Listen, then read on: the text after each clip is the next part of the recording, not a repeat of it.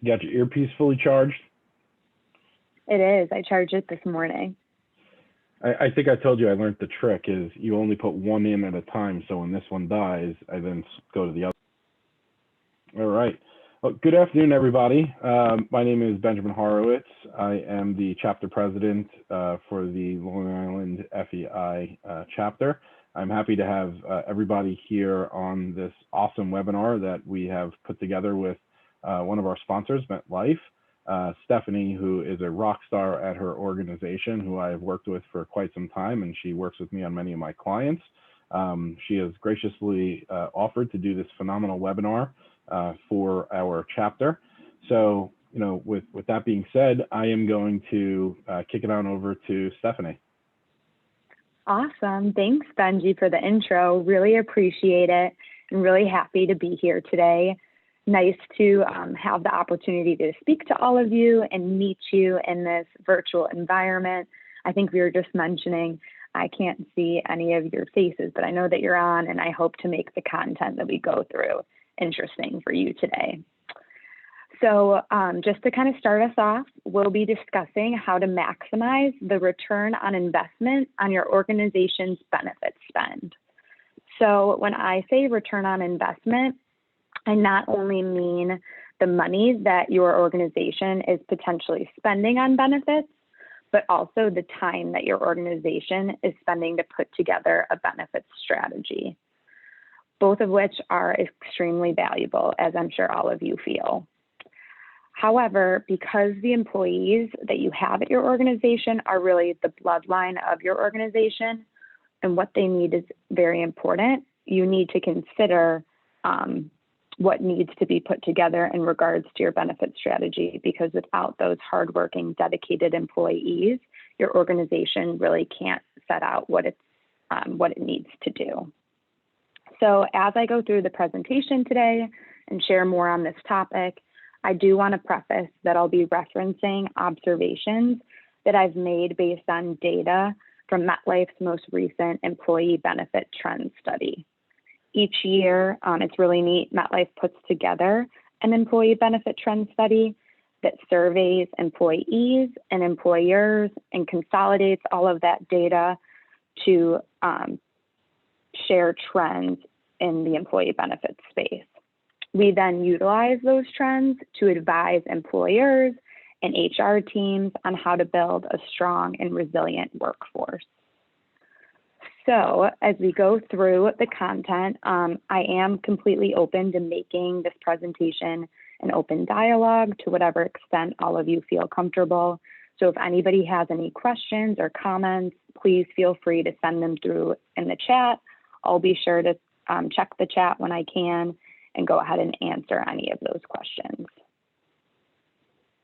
All right, moving on.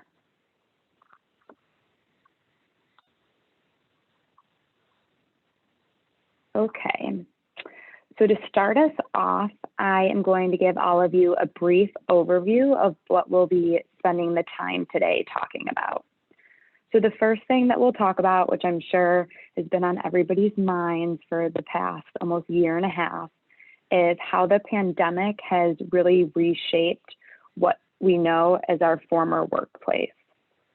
We'll then go into what we've identified as 3 current workplace trends, and then we'll talk through how, based on these trends, you can make sure that your organization is developing a strategy that best supports your employees. Okay, so I'm going to start off with a polling question, and I'm really excited about the polling questions because I'm looking forward to hearing from all of you. So as your organization adjusts to the current way of life, I'm interested in hearing what you believe to be your organization's top concern related to your employees' well-being in 2021 and beyond.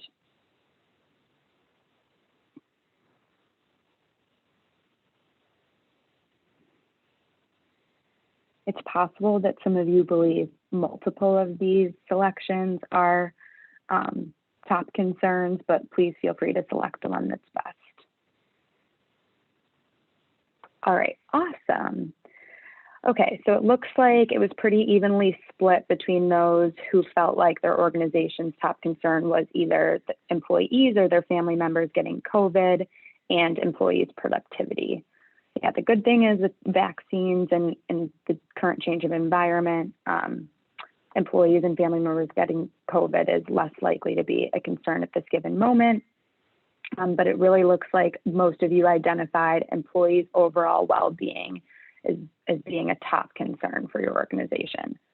We'll definitely be talking a lot about how to support employees' overall well-being as we go through the rest of the content.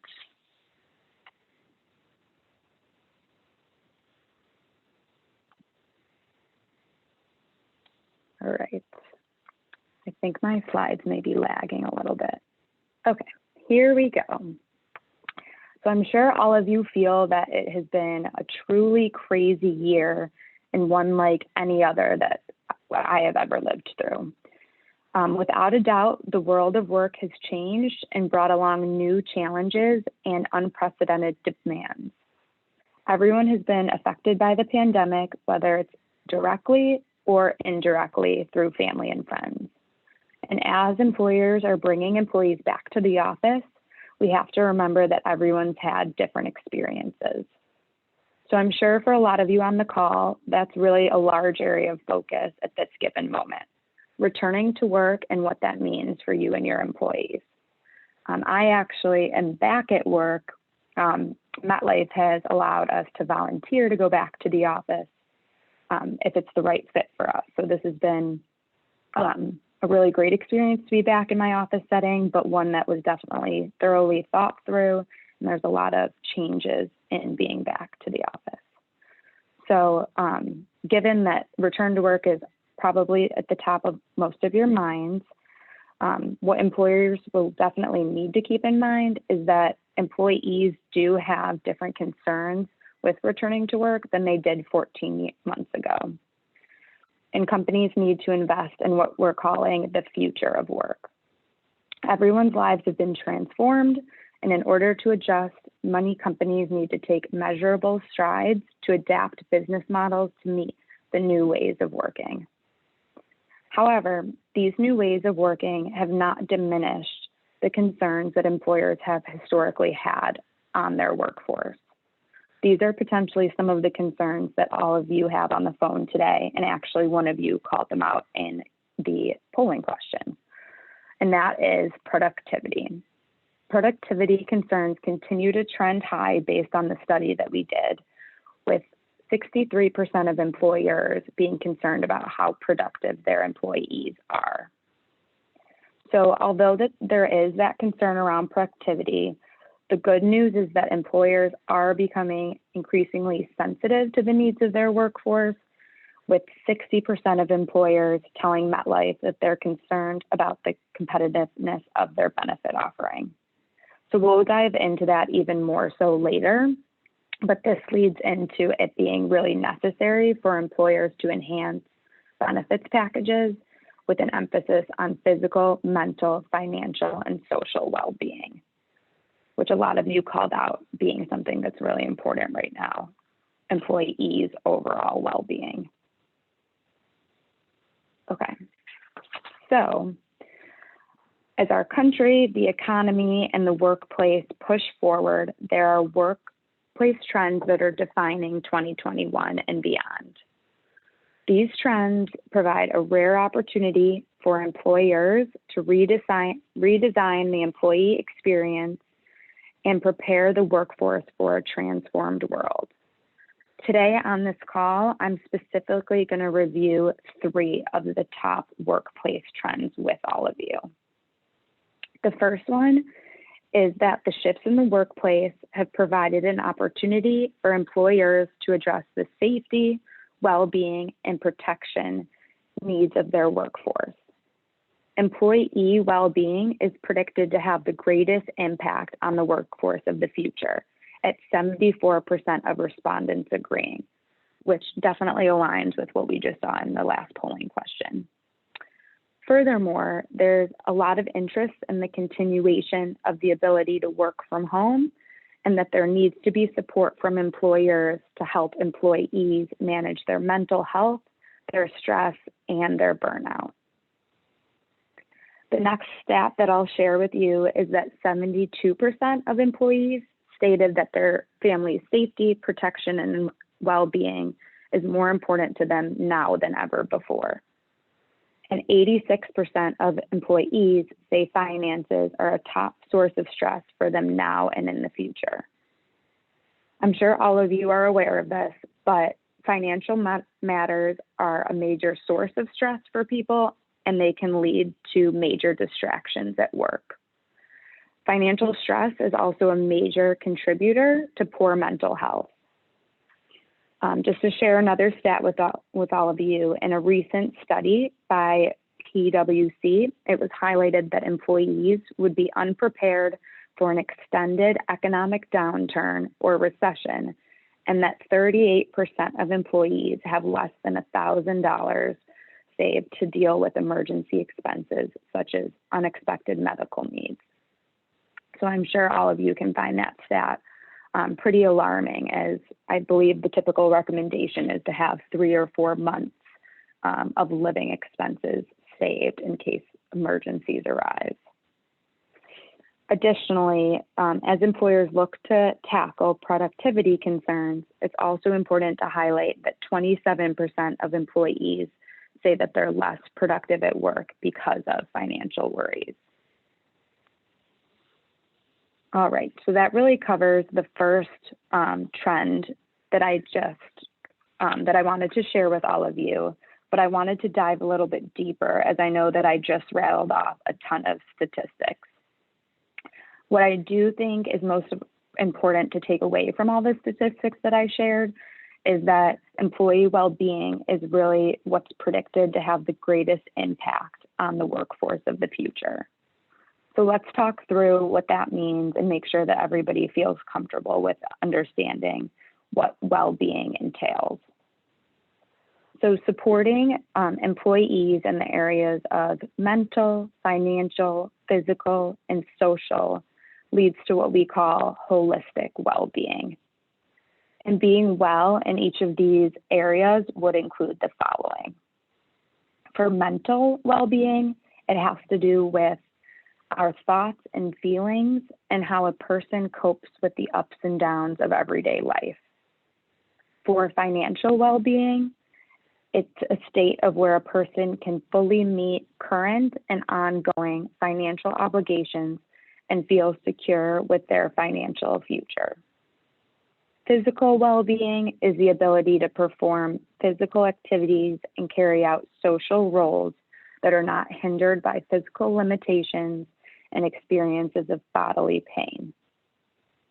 Social well-being is the ability for people to feel free from the want of basic needs and to coexist peacefully in communities with opportunities for advancement.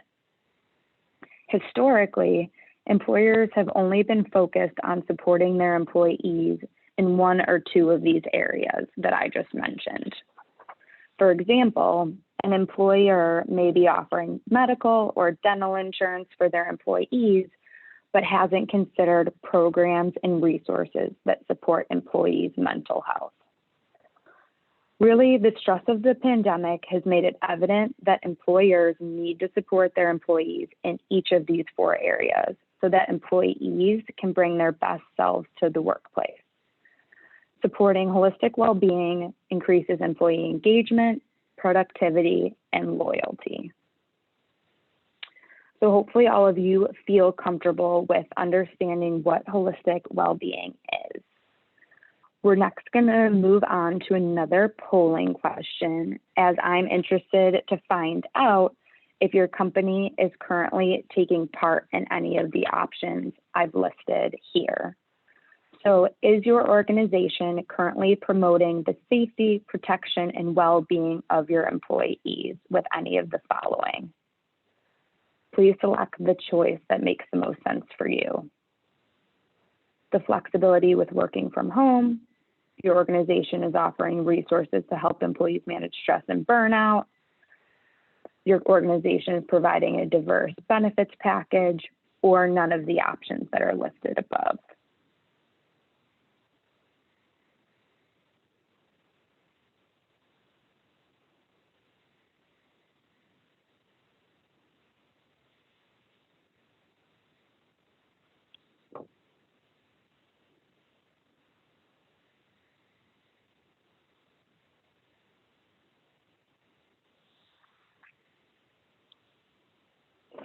Okay, so it looks like here we have a clear winner as well. Flexibility with working from home, definitely something that's very prevalent in today's world. Very important that people now have the flexibility to work from home at a time when potentially being in the work environment wasn't the safest place to be. And it does look like others did select that their organization does also provide a diverse benefits package to their employees as well to promote well-being. And we'll definitely be talking through that more as well.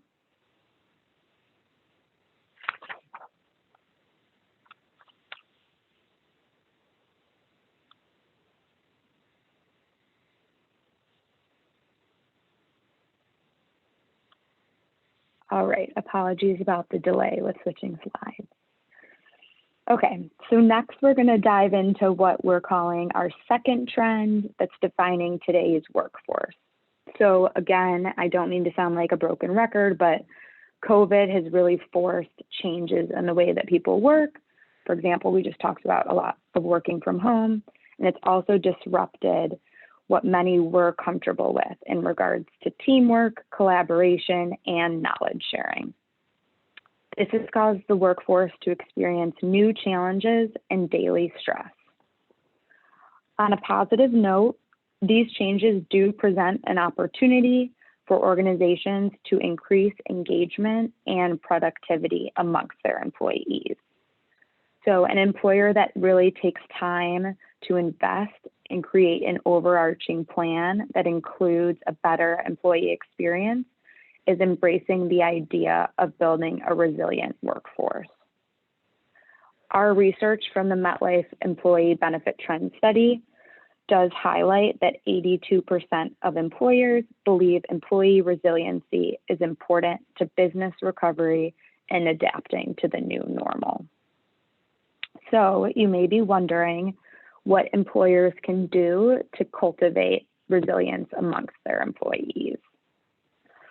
We say that resiliency is nurtured across three interconnected pillars. Those are identified in the slide, and I'll run through them with all of you. The first one is self-care. So self-care provides employees access to programs like nutrition counseling, health club memberships, and mental health support. The next pillar is culture.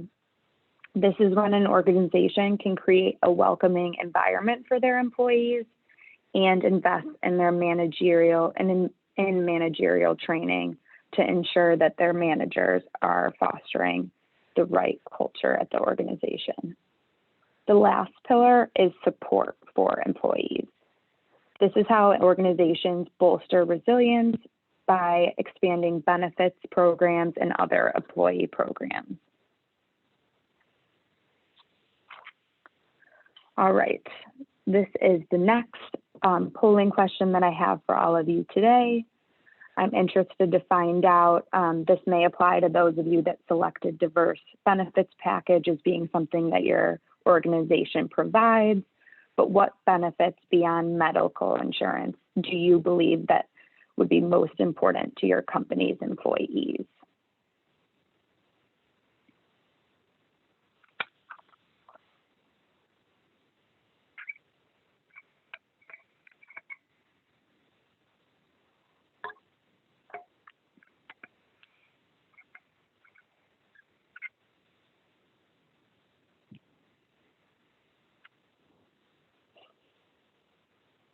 Okay, awesome. Thank you all for answering. So it looks like most people elected that their organization, that what they believe to be most important for their company's employees would be benefits that help reach financial goals HSAs, financial wellness programs, and 401k or retirement savings. And then beyond that, benefits that enhance health. So like employee assistance programs, accident insurance, hospital, critical illness, dental, or vision insurance. Okay, that is really helpful to know. I will call out, and we're going to talk about this even more so in depth, what is most of interest to an organization's employees can vary a ton, really depending on the industry that the organization is and the demographics of the employees. So we'll kind of further highlight each of these areas as we go through more of the content.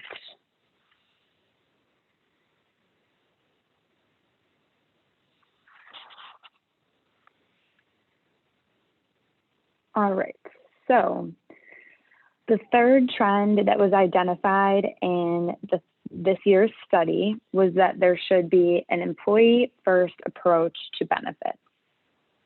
You may be wondering what an employee-first approach to benefits is.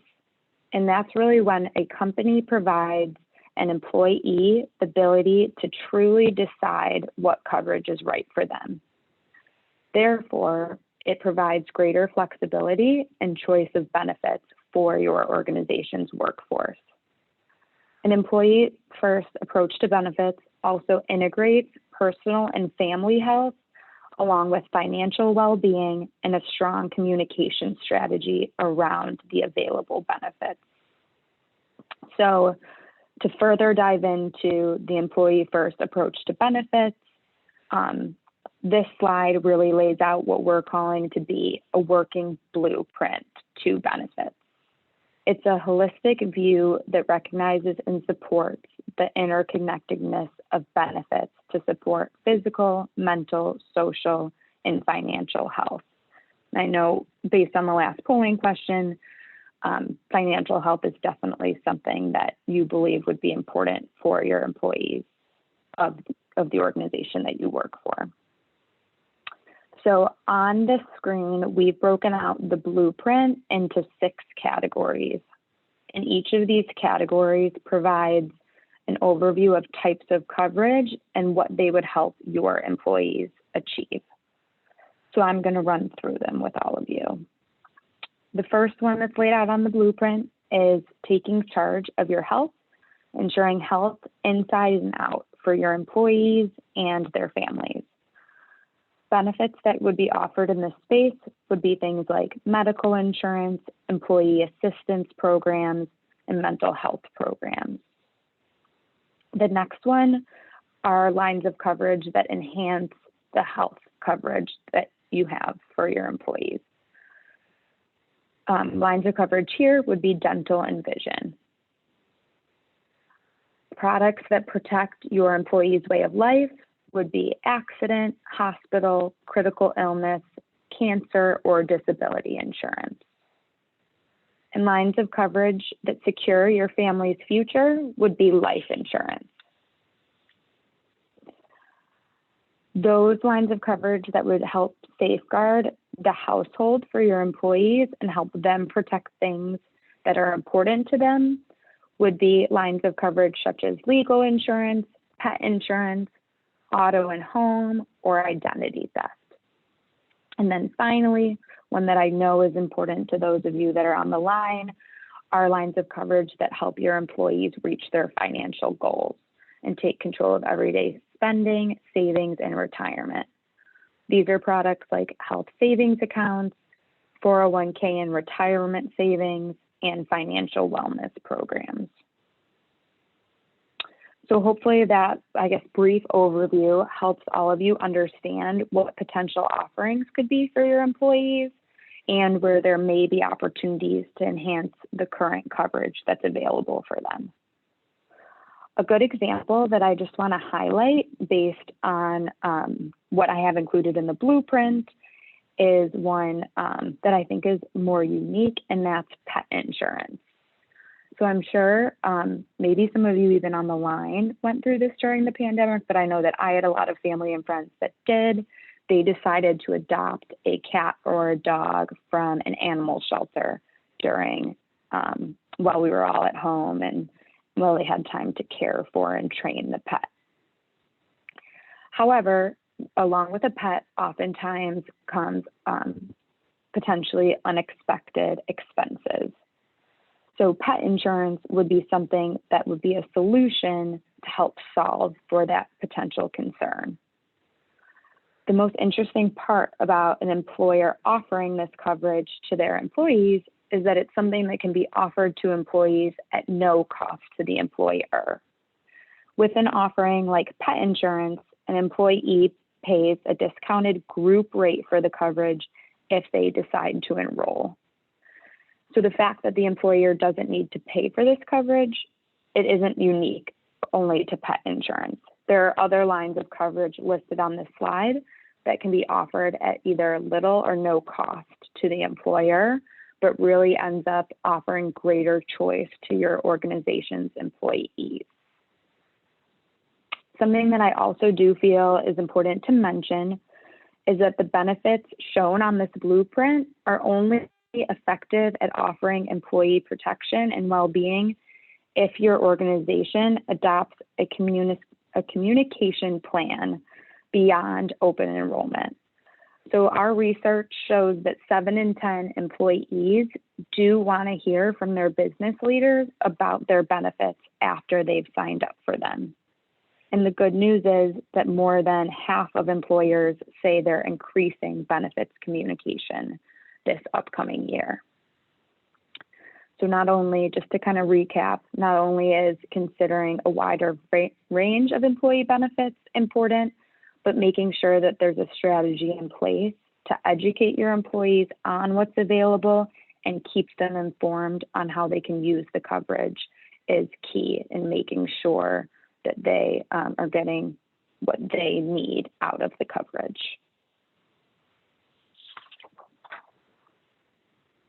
All right, so I know we just ran through the blueprint, but you are maybe wondering, even though I'm sure all of you know your employees very well, what lines of coverage typically tend to be very popular for employees. Like I mentioned before, these can really vary based on the industry that you work in and the demographics of your employees. In the study that MetLife has, we are able to apply different filters to narrow down the findings within these categories, but overall, this slide does a good job at depicting what lines of coverage employees deem as must-have versus must-have and nice-to-have. So let's dive into some of these statistics. So as you're taking a look at this slide, you may notice over on the right-hand side that medical insurance is at the top of this list. Employees really believe, most of them, that medical insurance is a must-have from their employer. The next most popular lines of coverage are, interestingly, auto and home and 401k or other defined contribution plans. So obviously 401k and other defined contribution plans are programs to help employees save for retirement. And then auto and home is likely very popular for employees because most people own or rent a home or own or lease a car that they need to have insured. Companies, interestingly, can offer coverage like this at a group discount and then can help provide information for their employees on how to get a quote and enroll if the coverage is right for them. Others that are top of the list, as you all probably are noticing, are products like life insurance or short-term disability and long-term disability. Life insurance is really what helps protect one's family in the event of a loss. And then disability coverage is so important because it can help protect one's ability to earn. All right. Others that are listed on the slide that you might find interesting are lines of coverage like legal insurance or employee assistance programs. I am really seeing as of late with everything that's been going on with COVID and the stress that a lot of employees are experiencing, employee assistance programs are more important than ever and are a really great resource so that your employee feels like they have a place to go at times where they're feeling the ups and downs of what life is bringing them.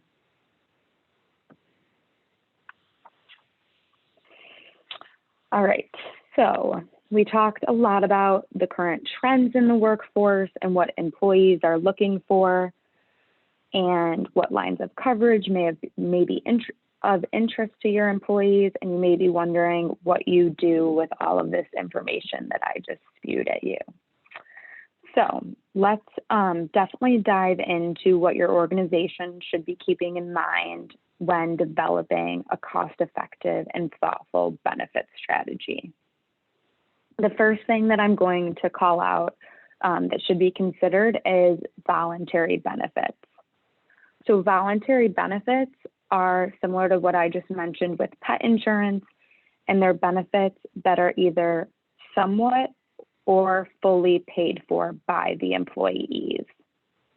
Offering voluntary benefits for your organization's employees allows employees to enroll and pay for coverage that is most important to them. And offering a larger array of voluntary benefits provides choice to your employees and allows them to tailor their coverage based on their family needs. You should also do your best to understand what competitors in your industry are offering for their employees. So there are benchmarking resources out there to make sure that you can compare what your company's offerings are to others in the industry. As you want to make sure that your talent doesn't leave your organization to work somewhere else in a similar role, but at a place that has better benefit offerings. The next thing I'll call out is that you shouldn't be afraid of utilizing technology, no matter the size of your organization. Technology really helps support your company's enrollment. It helps communicate benefits that are available for your employees, and it can really help any of your HR employees manage benefits administration. Especially these days when a lot of companies are going to be working in a more virtual environment, technology can also be something that can really help your employees there. Finally, a benefit strategy, as I mentioned before, is not truly effective without communication to employees. So employees need to be made aware of what benefits are available to them, and they need to know how and when to enroll in them.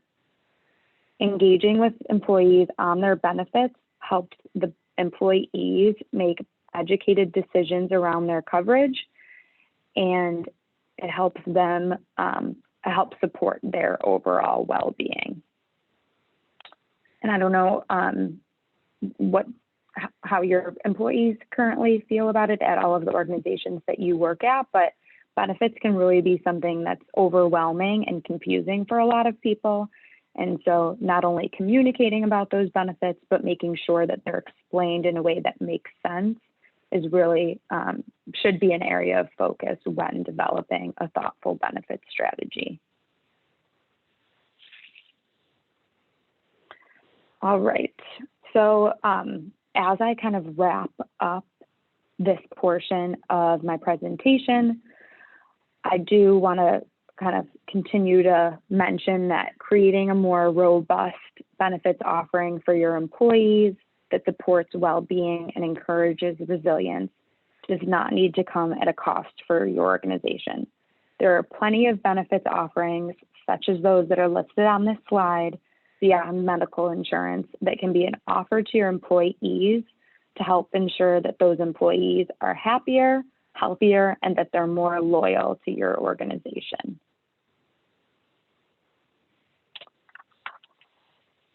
All right, so that is the content that I had to share with all of you today. Hopefully you found it interesting. I am totally welcome to any questions or to having an open dialogue to hear from all of you and learn more about your organizations. If there aren't questions necessarily that you have now, I am more than happy to be a resource for any that may come up after the call today. Awesome. Stephanie, thank you so much. There is, like Stephanie said, there is a Q&A area if anybody has any questions. So please list them. I really want to thank you again for the presentation today and for being a sponsor of our chapter. Just a couple of things to highlight and share with everybody. We are going to be having more events coming up. We're going to have an event for mitigating financial exposure through a primary care network and mental health benefits on June 2nd. We're also going to have a CFO roundtable on June 10th. And then we have a virtual sponsored event with Nixon Peabody on June 30th. For anyone who's on here that is not a current member of the chapter, please reach out. Let us know if you'd love to be a part of our organization. We'd love to have you. We also have several committees that we have launched within the chapter. If you'd like to be a part of them, please reach out as well. With that being said, everyone will get an email with the contact information for Stephanie. If there's anything that anybody needs, please contact her. You can contact myself. But again, thank you, everybody, for coming on. Perfect. And we did get a few questions in the chat. So if we have some time, I can go ahead and go ahead. I didn't see them. My apologies. Oh yeah, no, that was a perfect update. So thank you for wrapping us up, Benji. So it looks like Drew asked if we can share the trend for medical insurance rates. I will say I don't work in the medical insurance space, Benji. I know that you do, but I will share, Drew, the overall trend for insurance rates overall is that carriers are definitely getting as competitive as they can with offerings for companies these days. It's very important, of course, to make sure that organizations that I know for MetLife that we're supporting, they have the right coverage in place that includes like plan design that best supports employees and their needs. So I would say medical is a little bit of a unique space, but it's definitely important to explore what your company needs to get the right coverage in place. All right, so, okay, it looks like I have another question that came in on the chat. Okay, so Sean, you asked, based on the MetLife survey, does the survey give any detail on if the employer are accessing offerings through PEO relationships or traditional brokered offerings? What's the average headcount for the survey? And we can definitely get the survey out to all of you. It's really interesting to read through it if you have time. And we have some recaps of the survey and the full survey that can be shared. I will say I'm not quite sure that the survey dives into details on if the employers are accessing offerings through PEO relationships. Typically, the organizations that we interview for the survey are those that work through a traditional broker for their coverage and consultation.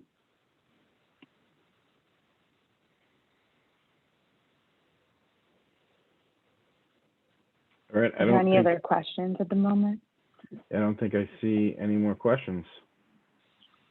Okay, cool. Yeah, I'll find a way to get all of you the survey. Okay, fantastic. So that you can read through it or pass it on to anybody at your organization that may find it helpful. Awesome.